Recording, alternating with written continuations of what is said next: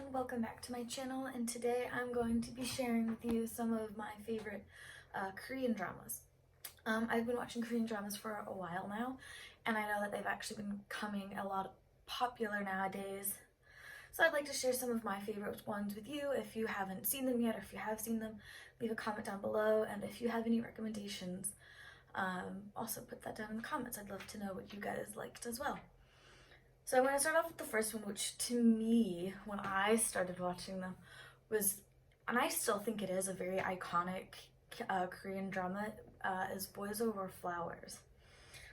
It came out in 2009. I obviously did not watch it in 2009. I think I watched maybe around 2012-ish, and I watched it over Netflix. A friend of mine had actually introduced me to Korean dramas because I was more into K-pop than the Korean dramas, but she liked the Korean dramas, so she showed me those, or this one, and another one which we'll get to later. And I absolutely adored it. I loved Lee Min-ho as the main male character, or one of them. I just absolutely adored it, and I could not stop watching it. And I think there's about 26 episodes, about an hour each. So that was like the very first one that I had watched, and that really stuck with me and kind of been like, oh, okay, this is interesting. I can kind of get into this. Another one that I watched is called Playful Kiss. I can't remember his name, but he was also in Boys Over Flowers. His name is escaping me, but he played the main character in Playful Kiss. It's also another high school drama. I think the premise is that this girl has a crush on this boy in her class, you know, as it goes. And through some like really weird earthquake incident, her house is destroyed, and her dad got an offer to go live with his friend, and that friend was the dad of the guy she likes, and now she lives with him. And that one, she liked. My friend who introduced me to the Korean dramas, she really liked that one. That one was her favorite one. And I liked that one too. I've seen it a few times. I also watched, most of these I watched over Netflix. I know there are some apps and websites that people use to watch Korean dramas. I just stick kind of with Netflix. Another one with Lee Min-ho is called Faith. It's a historical drama done in 2012. So a doctor from modern times, through some mysterious way, gets transported back in time, and I can't remember what period it was, and so she's trying to get back home, but she's like stuck here. It kind of reminds me of, or there's a new one that he's in, is kind of reminds me of the Eternal King. Yeah, the King, Eternal Monarch, that's what it's called. That he's in now, that was just recently done, except it's the past coming into the present. It kind of reminds me of that. So if you like, if you like the King, Eternal Monarch, you might like Faith as well. Plus, Lee Min-ho is in both, so if you like him, you're more than likely gonna like both. As you can tell, I like things with Lee Min-ho. I think he's my favorite actor out of all of them. It's definitely the most impressionable to me because my first one that I saw had him in it, and I was just like, oh, okay. Another one that I saw was Hello My 20s. This was on Netflix, but it only had one season, and then it was picked up for Netflix as a Netflix original series.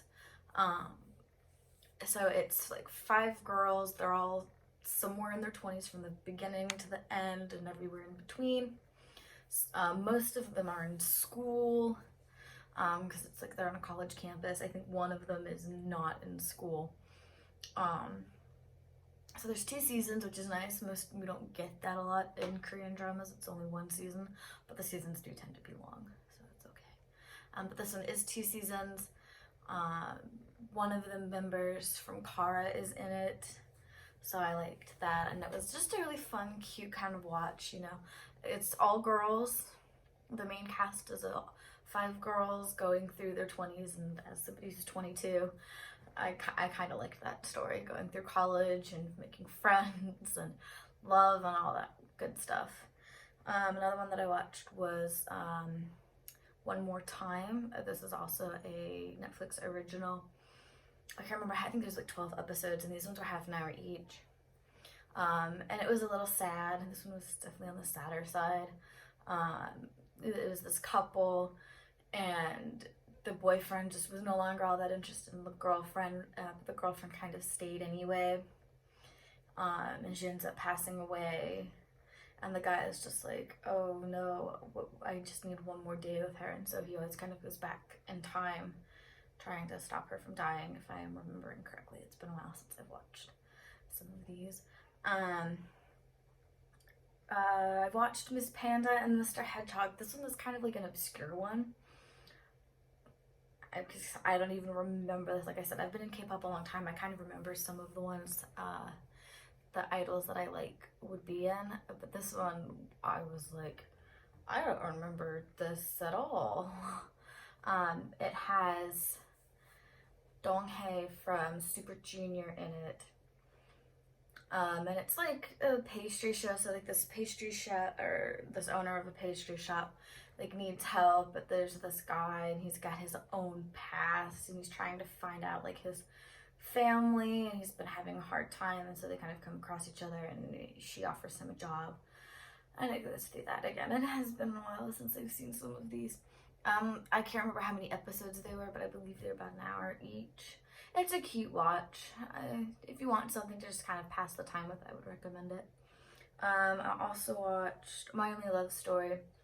It had a member from Scene Blue. I didn't listen to that group, so sorry. But I know it had that. I think it was done by FNC. This is also a historical drama. I thought it was cute.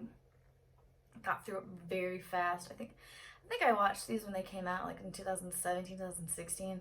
So it's been about 3 to 4 years since I've seen them.